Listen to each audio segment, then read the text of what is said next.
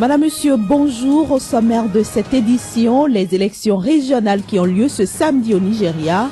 L'opposition espère rafler encore une fois la mise au PDP de Goodluck Jonathan.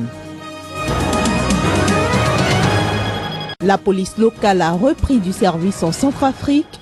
Elle assure désormais la sécurité des personnes et des biens à Bangui après l'opération Sangaris.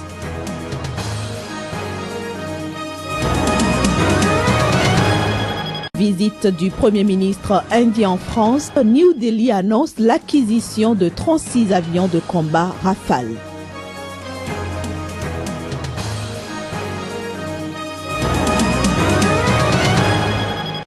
Bienvenue à toutes et à tous. Ce samedi, les Nigérians sont appelés à retourner aux urnes. Cette fois-ci, pour les élections régionales, ils doivent donc élire les gouverneurs et représentants des assemblées locales des différents États du pays.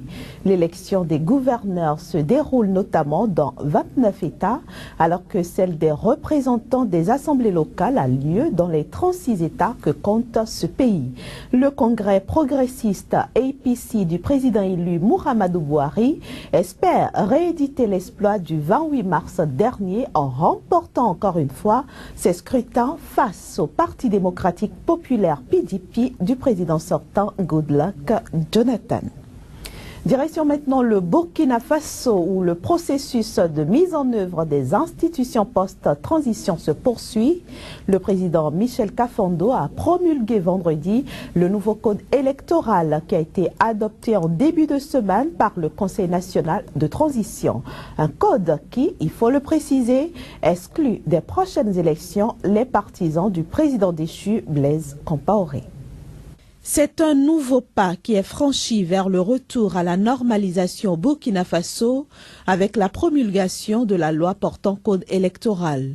Une loi votée mardi dernier dans l'euphorie par les députés du Conseil national de transition et qui rend inéligibles les personnes ayant soutenu un changement inconstitutionnel portant atteinte au principe de l'alternance politique.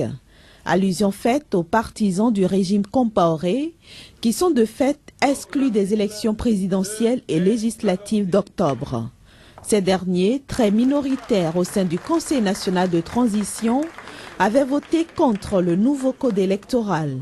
Ils annoncent aujourd'hui entrer en résistance contre les autorités de transition qu'ils accusent de mener le Burkina Faso à la dérive et d'exposer les Burkinabés à des fractures irréversibles à travers une politique au relent oppressif et répressif.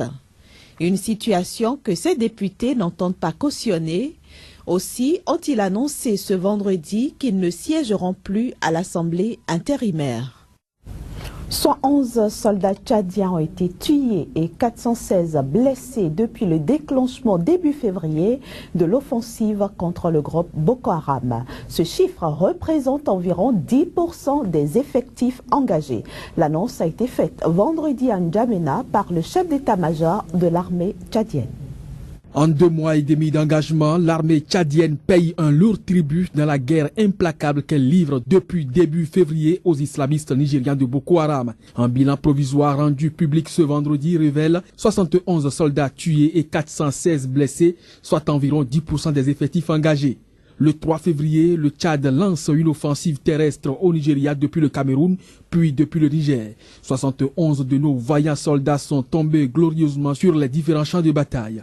Nous déplorons également 416 blessés dans nos rangs, tout cela pour une cause juste et noble qui est celle de faire régner la paix et la sécurité dans la sous-région, a déclaré vendredi à N'Djamena lors d'un point de presse le chef d'état-major de l'armée tchadienne, le général de corps d'armée Brahim Seïd. Le Tchad n'a jamais indiqué officiellement le nombre total de soldats engagés dans la guerre contre les islamistes nigérians, mais selon des sources militaires, les effectifs sont de l'ordre de 5000 hommes. L'armée tchadienne a pu libérer par son intervention 11 localités camerounaises, nigérianes et nigériennes des mains de Boko Haram. Le bilan des pertes tchadiennes témoigne de la violence des combats contre Boko Haram. La deuxième phase de l'opération menée par les forces de la coalition consistera donc à faire du ratissage afin de débusquer les insurgés selon les responsables militaires tchadiens et nigériens. En Centrafrique, la police locale a repris vendredi la responsabilité de la sécurité à Bangui, la capitale, une situation qui intervient après la réduction des effectifs des soldats de la force française Sangaris. La police locale redevient maître de la sécurité dans la capitale centrafricaine. En effet, la sécurité était assurée à Bangui par les troupes françaises de la force Sangari depuis 2013 après le début de la crise dans le pays. L'opération Sangari avait été lancée par le président français François Hollande en vue de rétablir un niveau de sécurité minimal dans le pays. Le départ des soldats français se justifie par l'apaisement généralisé observé en Centrafrique au cours du mois de mars. Une nouvelle qui semble enchanter les habitants de Bangui. Je ne veux pas les Sangaris ici. Il faut ici on met de la gendarme et pas avec les Congolais là. Ici là, vous les Sangaris, vous venez ici, vous vous donnez beaucoup de problèmes. Nous voulons seulement des soldats de notre pays pour travailler là. Qu'ils travaillent chez nous sur la brigade du PK12. Nous ne voulons plus des Sangaris à la brigade du PK12.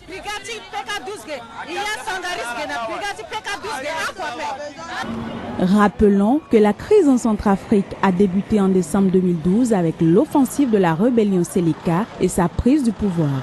Elle a occasionné plus de 625 000 déplacés internes, dont environ 200 000 à Bangui et plus de 300 000 réfugiés dans les pays voisins. En République démocratique du Congo, un collectif réunissant l'opposition, la société civile et la diaspora congolaise s'insurge contre le gouvernement suite à la découverte d'une fosse commune de 425 personnes à Kinshasa. Ce collectif exige que les autorités du pays donnent d'amples explications sur la découverte de cette charnière. Il a par ailleurs décrété 3 jours de deuil national.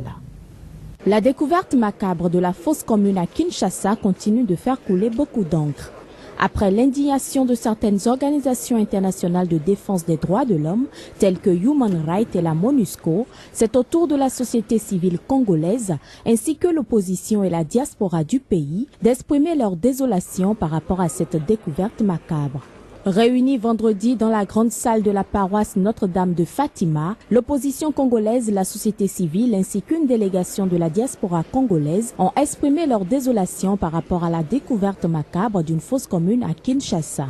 Après avoir observé une minute de silence à l'endroit des disparus, ils fustigent le pouvoir Kabila d'avoir banalisé la vie humaine et obligent celui-ci à compatir à ce malheur en sortant de son silence habituel. Face à cette découverte lugubre, nous demandons à M. Kabila de s'affranchir définitivement de son caractère taiseux, manifestation éloquente de son mépris pour le peuple congolais, afin de se prononcer sur le charnier des soi-disant indigents abandonnés.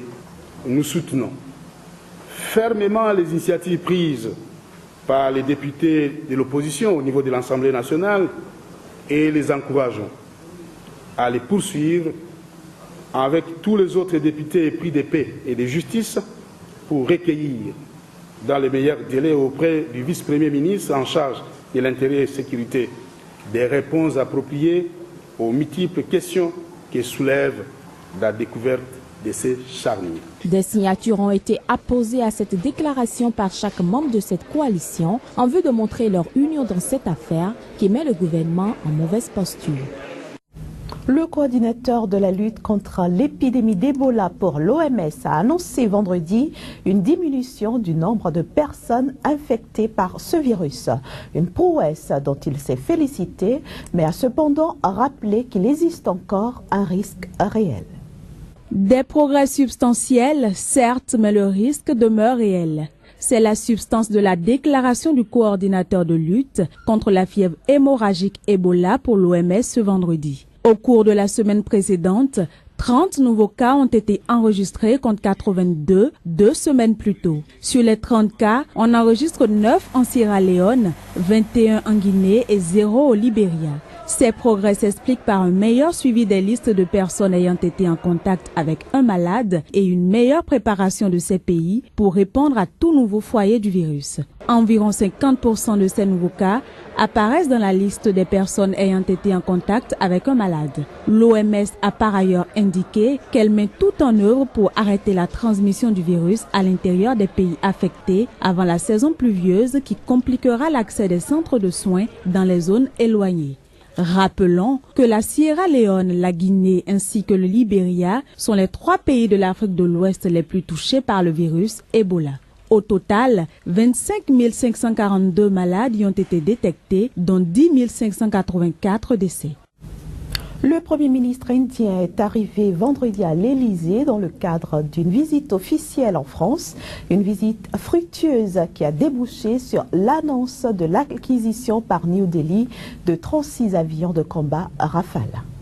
Narendra Modi s'est entretenu avec le président François Hollande avant la signature de plusieurs accords économiques entre la France et l'Inde.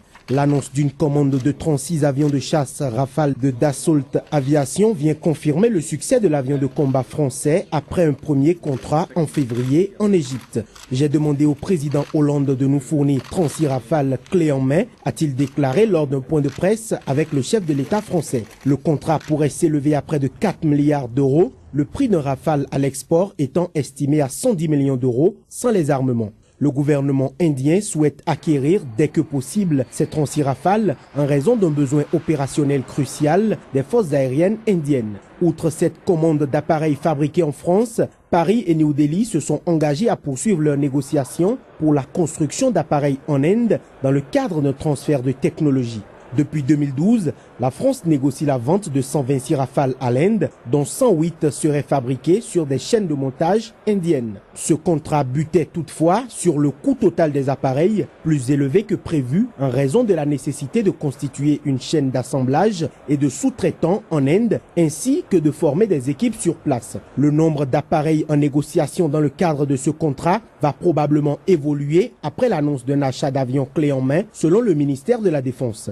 Modi, arrivé au pouvoir en 2014, a voulu sortir de cette impasse en commandant directement des appareils en France afin de moderniser au plus vite l'armée de l'air indienne, équipée en partie d'antiques MiG-21 et 27 russes. Sur fond de relations tendues avec le Pakistan et la Chine, l'Inde, l'un des plus gros importateurs d'armes au monde, s'est lancé dans un vaste programme de modernisation de sa défense, avions, bâtiments de surface, sous-marins, missiles, d'un coût total de 100 milliards de dollars. 2 accords, portant notamment sur des études techniques, ont également été signés entre le groupe nucléaire français Areva et des groupes indiens dans le cadre du projet de construction d'un réacteur nucléaire EPR en Inde.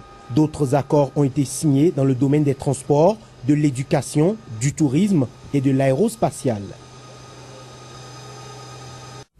Voilà, mesdames et messieurs, ce sera tout pour cette édition. Merci de nous avoir reçus chez vous. Passez une très belle journée en compagnie de nos programmes. Au revoir.